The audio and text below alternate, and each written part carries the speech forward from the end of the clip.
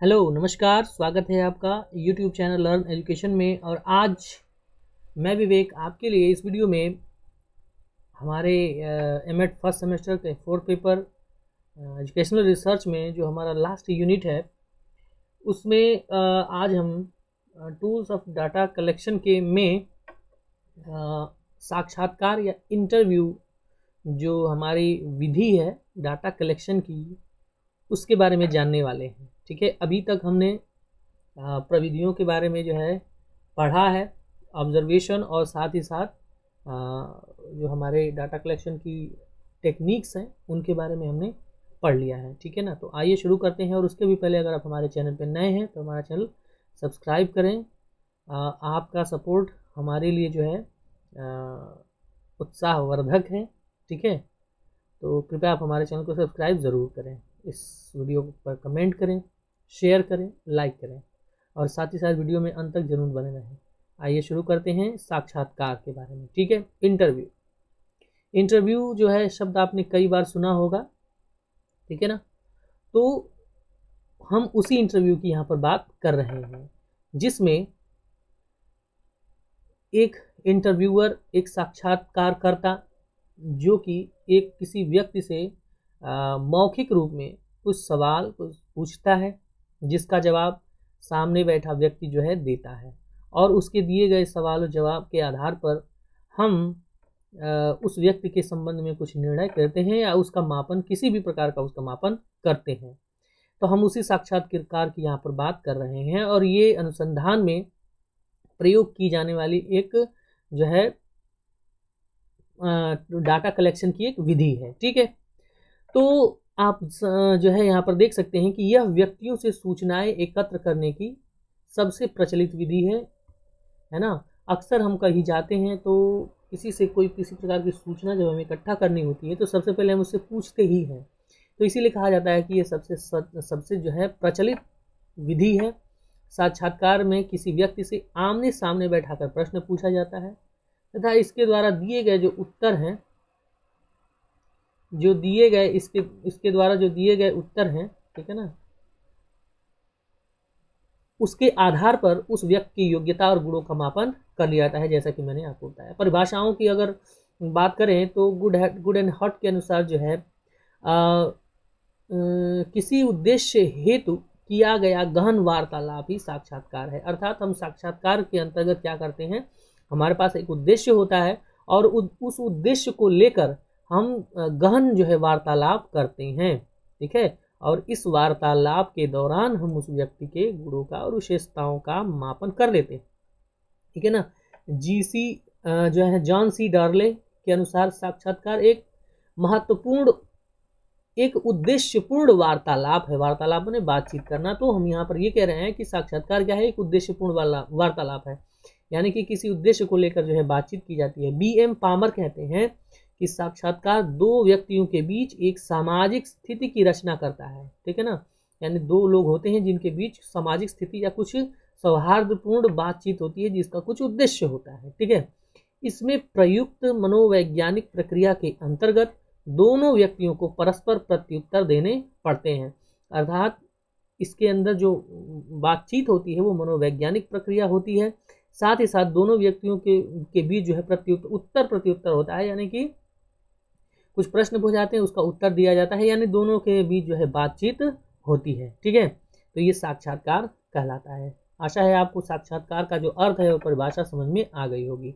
तो आगे बढ़ते हैं और समझते हैं कि इसकी विशेषताएं क्या होती हैं। जब ये दो लोगों के बीच बातचीत होती है तो इसकी पहली विशेषता यही हो जाए कि विचार विनिमय का अच्छा साधन है, यानी कि लोगों के विचारों के आदान प्रदान जो है उसके लिए एक अच्छी साधन के रूप में ये हमें दिखाई देता है। निकट संपर्क द्वारा बातचीत, यानी कि एक दूसरे के बिल्कुल सम्मुख बैठे रहते हैं जो है साक्षात्कारकर्ता और वह व्यक्ति जिसका साक्षात्कार लिया जा रहा है, दोनों एक दूसरे के सामने होते हैं। तो जब संपर्क में एक दूसरे के सामने होते हैं तो बातचीत जो है हाव भावों का भी आदान प्रदान होता है, न केवल बातचीत बल्कि फेस एक्सप्रेशंस और सारे उनके एक्टिविटीज़ को भी हम जो है देख सकते हैं अच्छे तरीके से। तो हम ये कहते हैं कि निकट संपर्क द्वारा बातचीत होती है। उद्देश्य केंद्रित, ये इस पर साक्षात्कार का एक उद्देश्य भी होता है जिस पर बातचीत होती है। व्यक्तिनिष्ठ या आत्मनिष्ठ विधि है, यानी कि ये जो विधि है ये आत्मनिष्ठ विधि है, इसमें व्यक्ति के विचार जो है शामिल होते हैं, ठीक है ना। इस बातचीत में एक व्यक्ति के स्वयं के विचार जो है शामिल रहते हैं।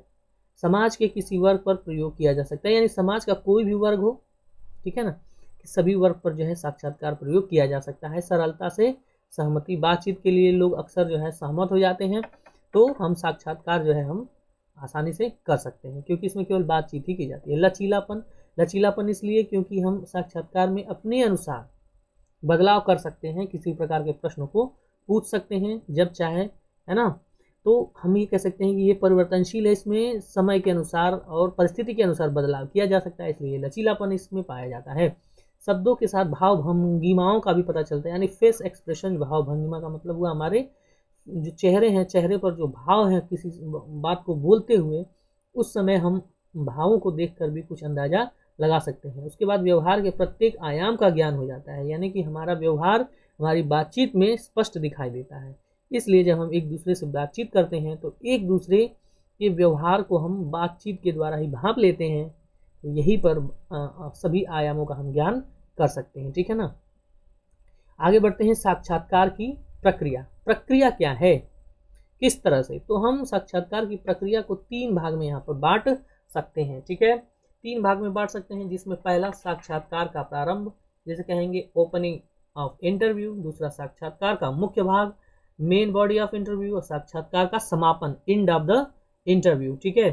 क्या होता है इसमें, तो देखिए, जब भी एक साक्षात्कारकर्ता किसी व्यक्ति का साक्षात्कार लेता है, तो उस समय जो है व्यक्ति से आत्मीयता का संबंध, उसे सहज करना होता है, ठीक है ना।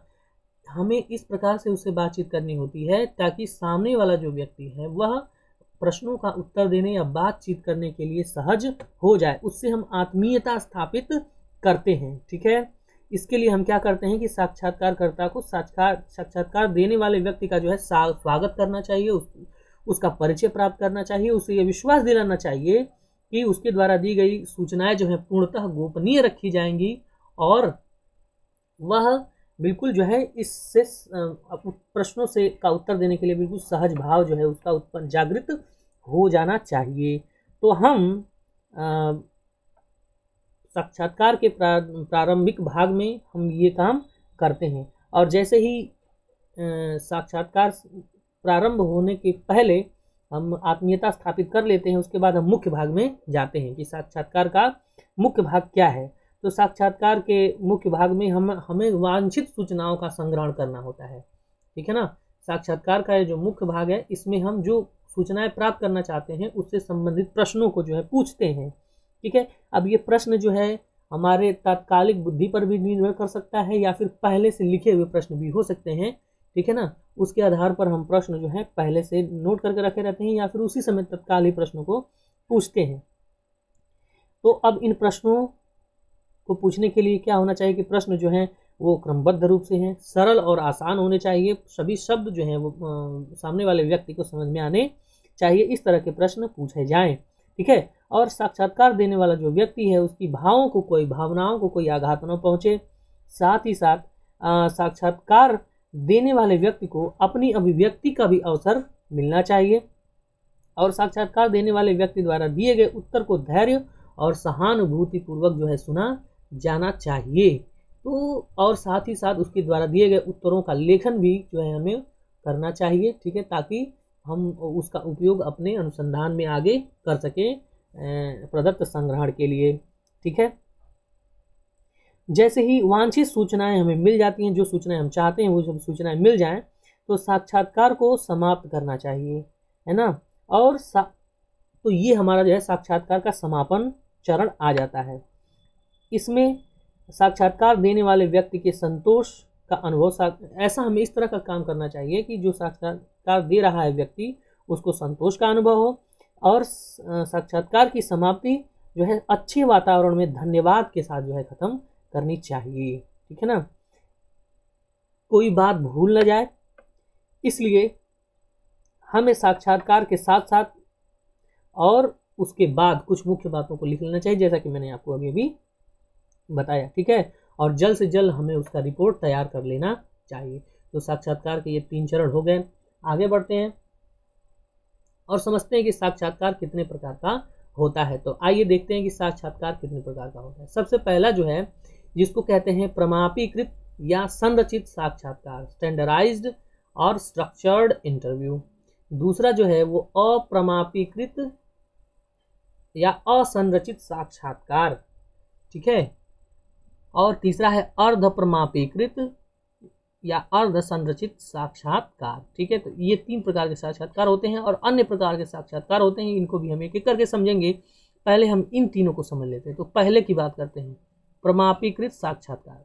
देखिए इसमें क्या होता है, तो ये ऐसा साक्षात्कार होता है जिसमें जो हमें बातचीत करनी है, जो हमें वार्तालाप करना है, उसमें पूछे जाने वाले प्रश्न या जो भी विषय वस्तु है, यदि हम उसको पहले से ही तैयार कर लें, है ना, और तैयार किए गए क्रम में ही प्रश्नों को अगर पूछा जाए, यानी कि सारी चीज़ें, प्रश्नों को, प्रश्नों के क्रम को, किस तरह से प्रश्न पूछा जाना है, ये सारी चीज़ें अगर हम पहले से ही जो है उसका स्ट्रक्चर बना लें, ठीक है, उसकी संरचना हम बना लें, तो ऐसे साक्षात्कार को हम कहते हैं संरचित साक्षात्कार, ठीक है।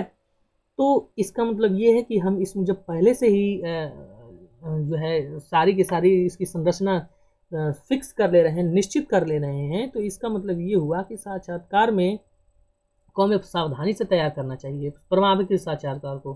क्यों? क्योंकि परिस्थिति वहाँ पर बदल भी सकती है, सामने वाला व्यक्ति किस तरीके का व्यवहार कर रहा है, उस दौरान हम उसका अंदाजा हमें पहले से ही लगा लेना चाहिए, ठीक है। और साथ ही साथ उन्हें एक निश्चित क्रम में और एक ही भाषा में जो है पहले से बनाकर रख लेना चाहिए, ठीक है। तो इसको कुछ सावधानियां हैं इसके लिए। उसके बाद आगे हम बढ़ते हैं अप्रमाणीकृत या असंरचित साक्षात्कार। इसमें क्या होता है, इसमें पहले वाले का विपरीत होता है, अर्थात जब हम साक्षात्कार के दौरान जो पूछे जाने वाले प्रश्न हैं उनको पहले से हम बनाकर न रखें, ठीक है, पहले से निर्धारित करके न रखें, परिस्थिति और समय के अनुसार जिस प्रकार के प्रश्नों की आवश्यकता हो वैसे प्रश्न अगर पूछे जाएं बिना निर्धारित किए गए, तो ऐसे साक्षात्कार को हम अप्रमाणीकृत या असंरचित जो साक्षात्कार कहते हैं। उनका पाठ्य वस्तु, क्रम, वाक्य की संरचना आदि साक्षात्कारकर्ता के ऊपर निर्भर करती है। इनमें से किसी प्रकार के साक्षात्कार में जो है प्रश्नावली का प्रयोग नहीं किया जाता है। ध्यान दीजिएगा, प्रश्नावली हम बनाकर लिस्ट नहीं रखते हैं, ठीक है।